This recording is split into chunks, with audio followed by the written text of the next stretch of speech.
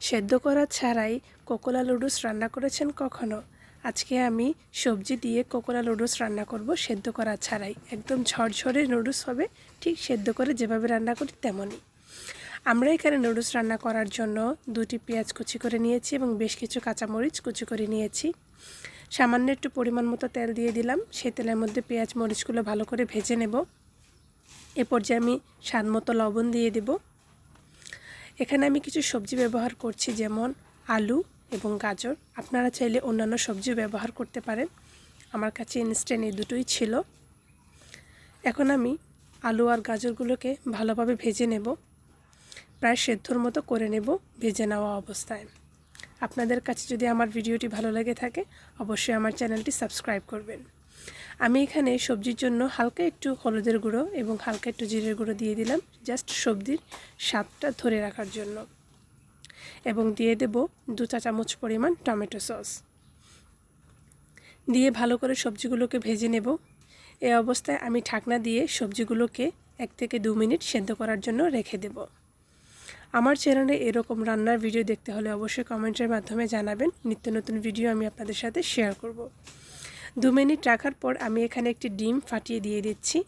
ডিমটি আমি পুরোপুরি ভাঙবো না, 30 সেকেন্ডের মতো ঢাকনা দিয়ে রেখে দেব, ডিমটা একটু শক্ত হওয়ার জন্য। এতে করে ডিমটা একদম থেতলে যাবে না, কিউব কিউব আকারে থাকবে। খেতে কিন্তু ভালোই লাগে, দেখতেও ভালো লাগে। এখন দেখুন আমি খুন্তির আগার মাধ্যমে ডিমটাকে একদম কুচি কুচি করে কেটে নিচ্ছি, কিউব কিউব করে কেটে নিচ্ছি। এখন এখানে দিয়ে দিলাম আপনার নুডলসের মশলা। নুডলসের মশলাটা দিয়ে সবজিগুলোকে আবার একটু সেদ্ধ করে নেব, মানে ভালো করে ভেজে নেব।